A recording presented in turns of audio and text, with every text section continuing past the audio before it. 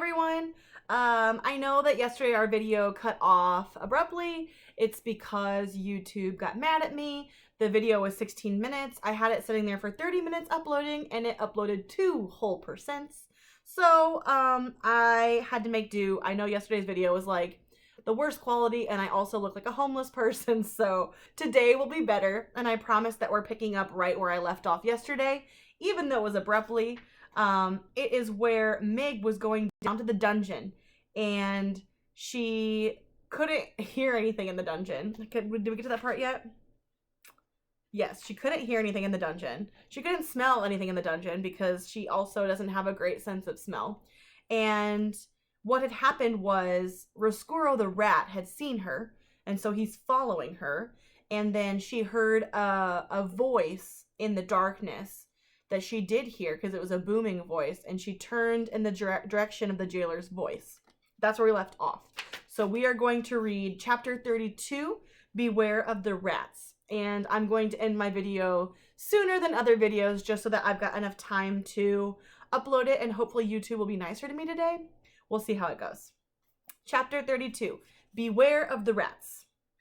The candlelight on Mig's tray revealed Gregory limping toward her, the thick rope tied around his ankle, his hands outstretched.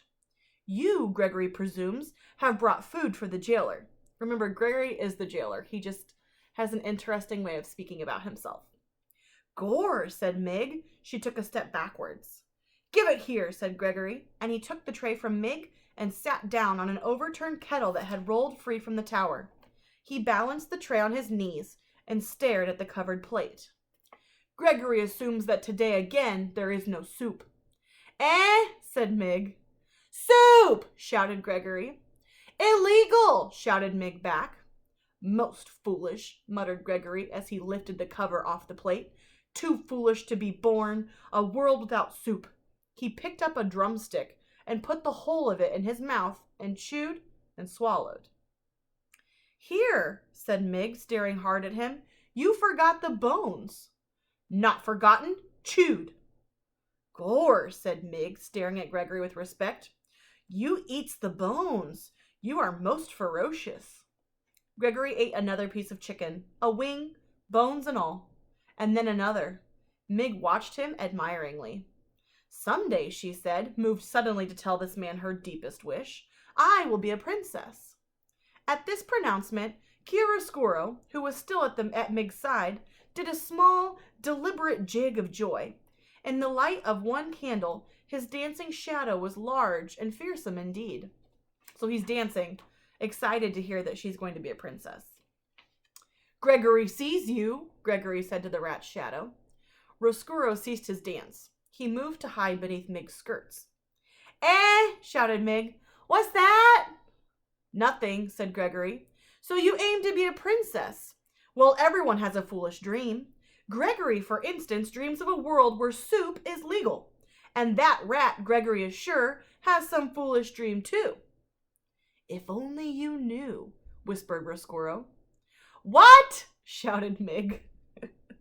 Gregory said nothing more.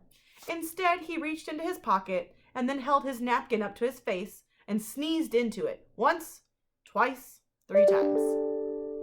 Bless you, shouted Mig. Bless you, bless you. Back to the world of the light, Gregory whispered, and then he balled the napkin up and placed it on the tray.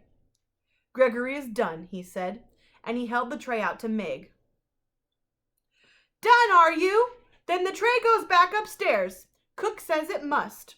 You take the tray to the deep downs, you wait for the old man to eat, and then you bring the tray back. Them's my instructions. Did they instruct you, too, to beware of the rats? The what? The rats. What about 'em? Beware of them, shouted Gregory. Right, said Mig. Beware of the rats. Roscuro, hidden beneath Mig's skirts, rubbed his front paws together. Warn her all you like, old man, he whispered. My hour has arrived.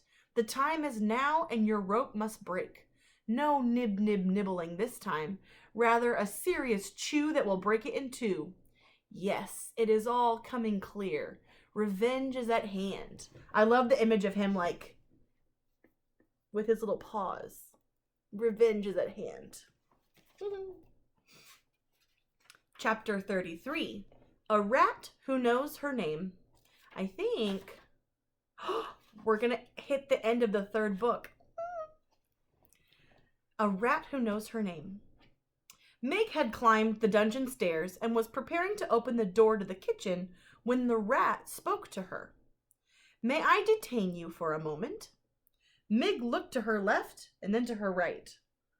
"Down here," said Roscuro. Meg looked at the floor.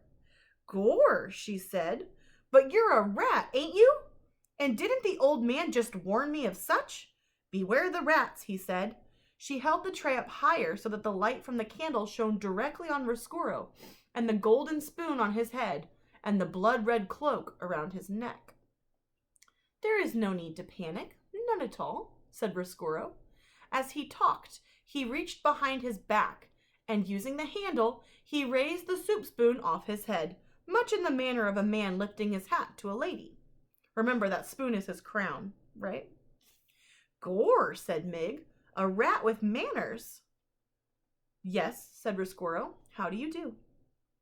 "My papa had him some cloth much like yours, Mr. Rat," said Meg. "Red like that. He traded me for it." "Ah," said Roscuro, and he smiled a large, knowing smile. He knows what happened to that guy in the basement in the dungeon.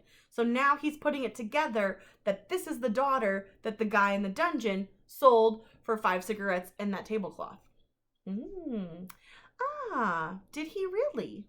That is a terrible story, a tragic story. Reader, if you will pardon me, we must pause for a moment to consider a great and unusual thing, a portentous thing. That great, unusual, portentous thing is this. Roscuro's voice was pitched perfectly to make its way through the tortuous path of Meg's broken down cauliflower ears. That is to say, dear reader, Miggery Sow heard, perfect and true, every single word the rat Roscuro uttered. "You have known your share of tragedy," said Roscuro to Meg. "Perhaps it is time for you to make the acquaintance of triumph and glory." "Triumph," said Meg. "Glory?"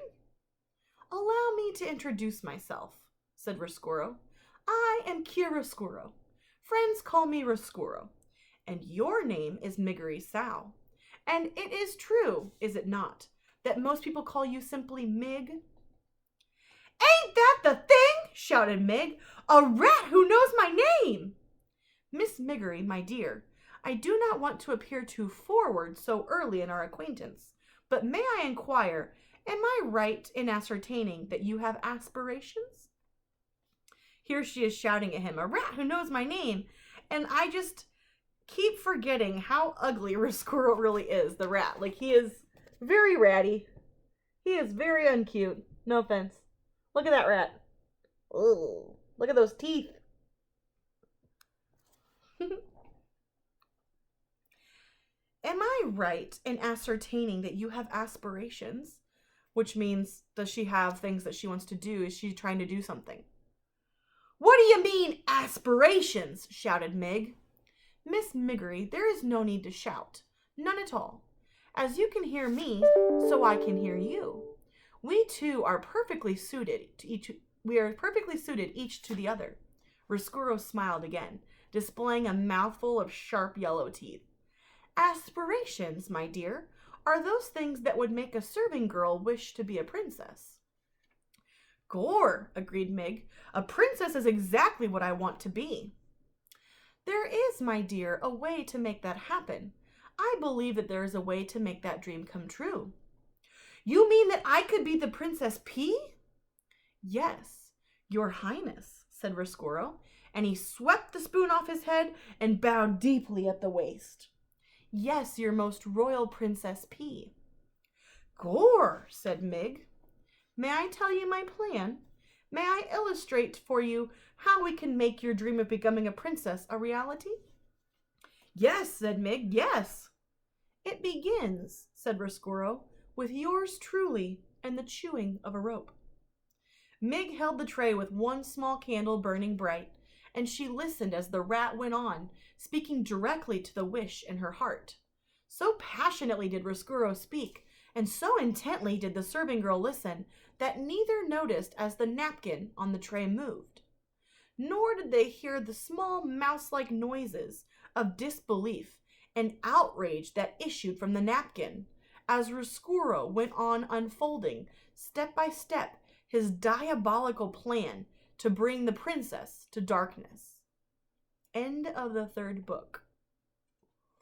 So what is it? Who's in the napkin? It's a mouse-like noise. So who's in the napkin? Who is in the dungeon? It's Despero. Despero, the little mouse who was born with his eyes open. It's been so long since we've read about him. He's in the napkin. So now we have on the tray, in the napkin, Despero is hiding, listening to them talking about their diabolical plan. Mig doesn't really know that it's diabolical. I think that remember, she's not the sharpest tool in the shed, so she doesn't know that it's going to be really bad for the princess. But Roscuro knows it, and now Despero is hearing about how they're going to do bad things to his love, the Princess P. Into the 3rd book. The 4th is called Recalled to the Light. Ooh, I can't wait tomorrow.